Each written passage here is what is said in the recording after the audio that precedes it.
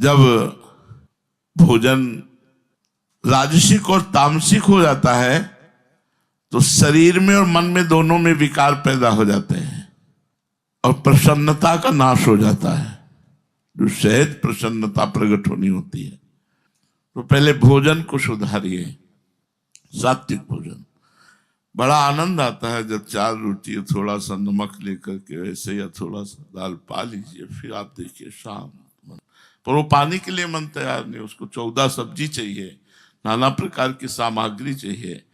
इसको रोकिए प्रभु, तो भजन में चित्त लगे, तो मन खुश रहे। हम आपको कहते हैं आत्म प्रसन्नता से बढ़कर कुछ नहीं है।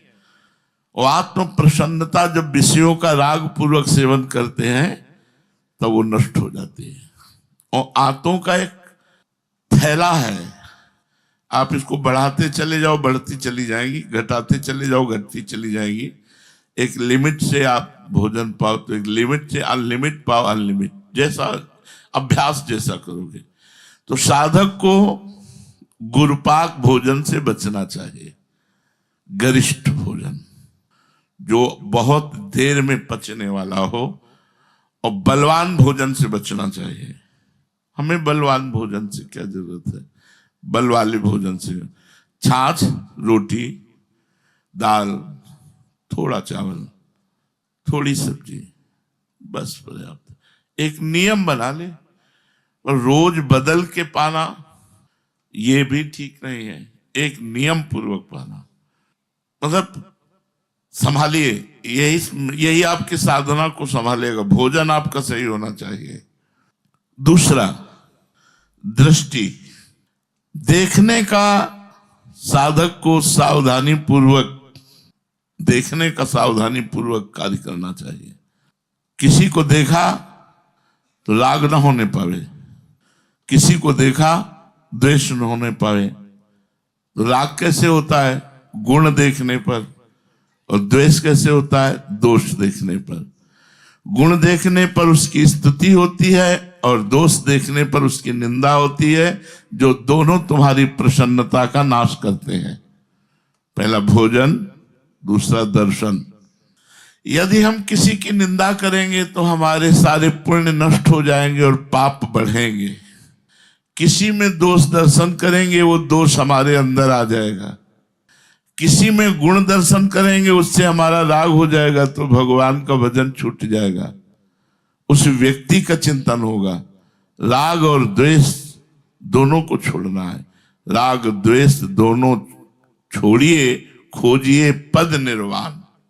नानक साहब ने कहा राग द्वेष दोनों छोड़ना चाहिए। तो हम किसी व्यक्ति के गुण और दोष ना देखें। तात सुनो मायाकृत गुण और दोष अनेक, गुणया उभय न देखी देखी सो अविवेक। अगर किसी के गुण दोष देखते हैं तो अज्ञान है, देखना ही नहीं है। भगवान सबको अपनी माया के द्वारा चला रहे हैं। हमारा अधिकार नहीं है कि हम अपने बगल वाले के गुण देखें या द्वेष देखें। दोष देखेंगे तो हमारी भक्ति क्षीण हो जाएगी, पक्का क्षीण हो जाएगी। अद्वेष्टा सर्वभूतानाम, समस्त भूतों में दोष रहित बुद्धि देखनी, सब में प्रभु देखना है, दोष नहीं देखना। अगर कोई दोष कर रहा है, आपको दिखाई दे रहा है कि एक दोष है, तो भगवान की लीला और प्रणाम। हम उसका चिंतन नहीं करेंगे, ना उसको दोषी ठहराएंगे, ना उसको दोषी प्रमाणित करेंगे, ना दोष मानेंगे। हम भगवान की माया की लीला मानकर प्रणाम करके चल देंगे। हम उसके विषय में ना चिंतन करेंगे, ना बोलेंगे, ना उसकी निंदा करेंगे। निंदा भी नहीं करेंगे। बोले हम देख रहे हैं दोष, फिर भी निंदा नहीं, वो नहीं करना है, परमार्थ है। अगर आप ऐसा करते हैं तो फिर आपका परमार्थ नष्ट हो जाएगा, आपकी प्रसन्नता नष्ट हो जाएगी। तीसरा है जबान में 2 बातें हैं, एक है स्वाद और दूसरा बोलना। व्यर्थ बोलना, कटु भाषण बोलना, असत्य बोलना, अहितकर बोलना। ये भाषण अगर ऐसा बोलेंगे तो आप खुश नहीं रहेंगे। आपको खुश रहने के उपाय बताए जाते हैं। पहला भोजन सुधारो, दूसरा नेत्र सुधारो, तीसरा अपनी जबान सुधारो। बोलना, वाणी में दरिद्रता क्या, कितना अच्छा अच्छा बोला जा सकता है। बचने का दरिद्रता, इसमें कोई पैसा तो लगता नहीं, बहुत प्यार से बोलो, बहुत मृदु बोलो, बहुत हितकर बोलो, बहुत सोच विचार कर, संभाल कर, सजा कर शब्द बोलो, सामने वाले को खुश कर दो, आप खुश हो गए। अगर आपने ऐसे कटवचन बोले, व्यर्थ भाषण बोले, गंदी बात बोले, निंदा वाली बात बोले, अहितकर वाली बात बोले, तो आप खुश नहीं रहोगे, आपका हृदय जलने लगेगा। उसके फलस्वरूप आपकी प्रसन्नता का नाश हो जाएगा। चौथी बात, घर परिवार के सदस्यों से ममता नहीं करनी, नहीं खुश कभी नहीं रह सकते। कितनी कठिन बात है, हर बात कठिन है खुश रहने के लिए, तभी उल्टा चाल चलता है मन। बोले घर परिवार में सब भरपूर है, सबसे प्यार है, सबसे मिल रहे, ममता है, बोले खुश नहीं रह पाओगे। बोले अखंड खुश रहने के लिए ममता रहित प्यार करो, क्योंकि कब कौन घटना घट जाए, कब कौन बिछुड़ जाए, कब कौन पधार जाए, कब कौन सी लीला भगवान की मृत्यु लोकमयी लीला है। इसलिए सबसे तटस्थ भूमिका, सेवा सबकी, ममता किसी से नहीं। सबकी ममता ताग बटोरी, मम पद मनहि बांध बटोरी। न घर में न परिवार में ममता। परिवार परिजन, रिश्तेदार, नातेदार, धन संपत्ति, इसमें जो ममता रखता है वो कभी खुश नहीं रह सकता। सब इसी में ममता रखते हैं, इसलिए कोई खुश नहीं। जीवन भर व्यतीत, खुशी जाना ही नहीं, खुशी किसे कहते हैं, आनंद को जाना ही नहीं, प्रसन्नता को जाना ही नहीं कि किसे कहते हैं। भागवती अखंड प्रसन्नता।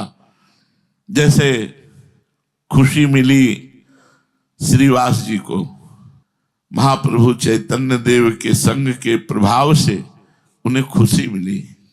देखो खुशी का प्रभाव, उनके घर में कीर्तन हो रहा है और एक ही लड़का था, कई दिन से बीमार था, तो दासी ने कान में आके बताया श्रीवास जी को कीर्तन हो रहा, महाप्रभु नृत्य कर रहे, कि लड़का पधार गया। तो कीर्तन करते करते एकांत हुए, दासी से कहा कि दोबारा यहां अगर आई और महाप्रभु के कीर्तन में अगर विघ्न पड़ा तो हम अपने प्राण त्याग देंगे। जोर जोर से करताल बजाकर उन्मत्त होकर हरे कृष्ण कृष्ण कृष्ण हरे हरे। महाप्रभु तो साक्षात स्वयं प्रभु है, रुक गए और कहा कीर्तन में भाव नहीं बैठ रहा है, कुछ हो गया क्या, ऐसा कुछ हुआ है क्या जिससे हमारा भाव इस समय बढ़ नहीं रहा। तो किसी ने कहा कि श्रीवास जी का पुत्र पधार गया है। श्रीवास जी की तरफ देखा तो बहुत प्रसन्नता और करताल। महाप्रभु ने रोका, कहा श्रीवास तुमने बताया नहीं। बोले क्या? बोले आपका पुत्र पधार गया। बोले प्रभु मेरा तो था ही नहीं, हो तो आपका ही था, और इतना सुअवसर सौभाग्य तो किसी किसी को मिलता है। उसके प्राण निकल रहे हैं और आप कीर्तन कर रहे हैं प्रभु, इससे बड़ी खुशी की बात क्या हो सकती है। इसलिए मुझे तो खुशी अमान ही रही है, इतना आनंद आ रहा है कि वो जीव धन्य हो गया जो मेरा पुत्र बनकर आया था, क्योंकि आप महाप्रभु स्वयं नृत्य करते हुए भगवान नाम कीर्तन कर रहे हैं और वो शरीर छोड़ रहा। ये खुशी, इसे कहते खुशी। नरसिंह मेहता जी का चरित्र पढ़ के देख लेना। पुत्र मरा तो उठाया मंजीरा और नाचना शुरू किया। बोले भला किया गोविंद ने, है भला किया गोविंद ने, खूब नाच। ये है खुशी। हरिराम व्यास जी की बेटी का ब्याह है, बारात के लिए सुंदर सुंदर भोग बने हुए हैं, सब संतों को अमनिया बांट रहे हैं। ये है खुशी, है। ये चिंता नहीं कि बारातियों को अगर नहीं मिलेगा तो बेइज्जती हो जाएगी। वो ये सोच रहे कितने अच्छे पदार्थ तो ठाकुर को भोग लगाएंगे, वैष्णव जन पाएंगे, नाम कीर्तन करेंगे। अच्छा, कोतवाल से कहा सबको खाओ, मनिया बट रहे, तो जितनी बारात के लिए मिठाई और सामान बटे थे सब बांट दिया। पर ऐसे भाव वालों के यहाँ कमी नहीं होती। बाराती भी खूब पाए, जनाती भी पाए और संत भी पाए, कमी हुई ही नहीं। खुशी उसे कहते हैं जो किसी भी परिस्थिति में शोक में ना परिवर्तित हो, वो होती है भगवदानंद। वो घर परिवार में ममता करने से नष्ट हो जाती है, सबकी ममता त्याग। इसीलिए परमार्थ थोड़ा कठिन लगता है, क्योंकि हम बहुत समय से विषयों में, संसार में, घर परिवार में रहे। और सही पूछो तो जब डट के भजन करोगे ये सब अच्छे ही नहीं लगेंगे, इनसे अपनापन खत्म हो जाएगा। ये मेरे हैं ऐसी भावना ही खत्म हो जाएगी। मेरे हैं ये भावना भक्तों में हो जाएगी, संतों में हो जाएगी, प्रभु में हो जाएगी, और परिवार में मेरे हैं, अपने हैं, ये भावना खत्म हो जाएगी। शांत गंभीर। देखो खुशी का एक और शेख ब्रजवासी बताते हैं कि एक हमारे पड़ोस में भजन करने वाले ब्रजवासी थे, उनका लड़का मथुरा गया, एक्सीडेंट हुआ, पधार गया, और वो सुबह से 8 बजे तक भजन करते थे। तो 5-6 बजे की घटना होगी तो उनके पास सूचना आई लड़का पधार गया। तो उनका पधार गया ना, बोले हाँ। तो बोले ले जाओ केसी घाट, हम 8 बजे आएंगे पूरा भजन करके। पधार तो गए हैं, उसमें क्या है। ये है प्रसादेश्वर दुखा नाम हानि रस्योपजायते। पुत्र माला छूट जानी चाहिए, नहीं छूटी। माला 8 बजे तक भजन किया, भगवान को प्रणाम किया, गए, अंतिम संस्कार में सम्मिलित हुए, राधे श्याम, कोई शोक नहीं। इसे खुशी कहते हैं कि बड़ी से बड़ी विपत्ति भी तुम्हारे हृदय को हिला न सके, शोक युक्त न कर सके। ये कब होगी? जब भगवान से चित्त जुड़ेगा, भोजन सही होगा, देखना सही होगा, बोलना सही होगा, घर परिवार से ममता नहीं होगी, धन संपत्ति में आसक्ति नहीं होगी, तब जाकर के तुम्हारे अंदर खुशी जागृत होगी।